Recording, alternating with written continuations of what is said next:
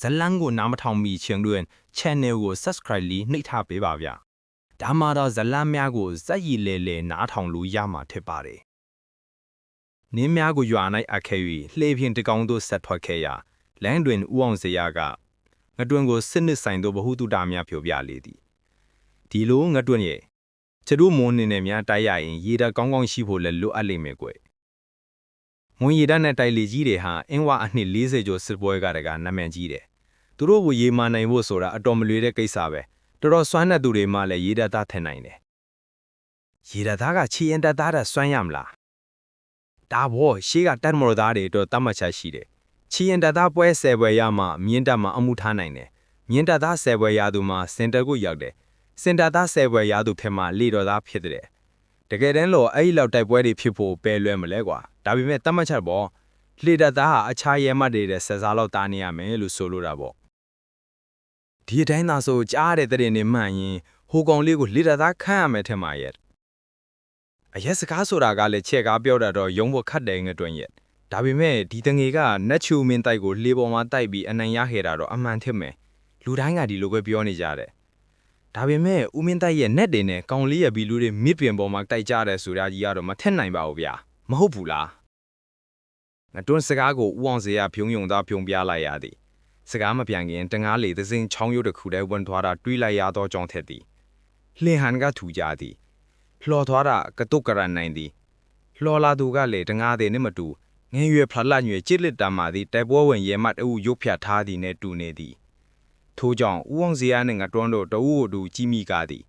ထိုလေနောက်လိုက်ရန်တိုင်ပင်ထားသလိုငတွန်းကလှေကိုကျုံ၍လော့သလိုဦးအောင်စရာကလည်းတက်ကိုကွေး၍ခြုံရွတဲ့အလိုလိုလိုက်ဝင်ပြီးသွားသည်အတန်းကျလိုက်ဝင်ပြီးသောအခါတငါလေသမားကနောက်ကိုလှည့်ကြည့်သည်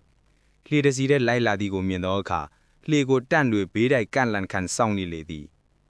သူတို့လှေအနီးရောက်သောအခါတငါလေသမားကစီးတွေမေးလိုက်သည်ဦးတို့ဘာကိစ္စကြုံနောက်လိုက်လာကြသလဲထိုကဲ့သို့ပွင့်ပွင့်လင်းလင်းမေးချင်းခံလိုက်ရသောအခါငတွန်းဘာပြန်ဖြေရမည်မသိဖြစ်သွားသည်ဘဲမှလိုက်လို့လဲဟုဖြေတော်မူအခါ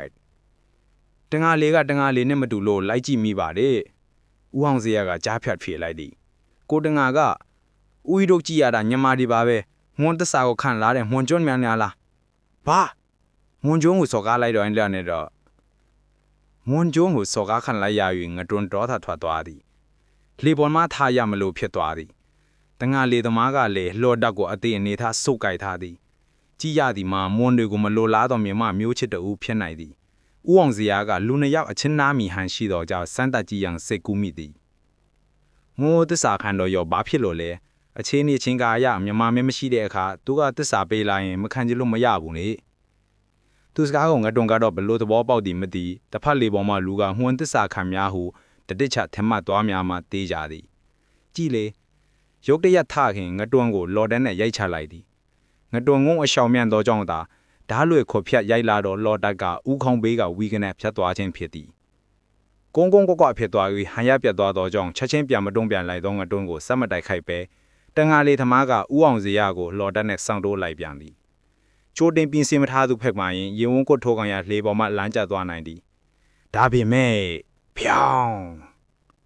ဥအောင်စရာကလှော်တက်ချင်းခတ်ထိုးလိုက်နိုင်သည်ငတွန်းကလည်းလေသမားကိုလှော်တက်နဲ့ရိုက်သည်စောင်းထားသောခမောက်ကိုရိုင်ပြီး၍ဖောင်းကနေမြန်၍ခမောက်ကျွတ်သွားကြသည်ဆရာမထိုးထားပြီးစပင်များဖွာကနေပြန်ကျဲသွားသည်ငယ်ရွယ်နှုတ်ပြလက်သေးသည့်လူငယ်တဦးဒါပေမဲ့အရွယ်နဲ့မလိုက်အောင်တွက်လက်ဖြက်လက်ပုံမှလည်းတယောက်နှစ်ယောက်တိုက်ခိုက်ရသည်ကိုလော်တက်ကိုအလဲမှကောက်၍ခတ်ထုတ်စီကရိုက်ပြီး၍ကျင်းလဲသွားစော့ကစားနေသောသူယခုလိုဇလန်းများကိုစက်တင်နိုင်ဖို့ကျွန်တော်တို့ History Burma Channel ကို Like Share Comment Subscribe နဲ့ဘေးကခေါင်းလုံးလေးလည်းနှိပ်ပေးခဲ့ပါအောင်ဗျာ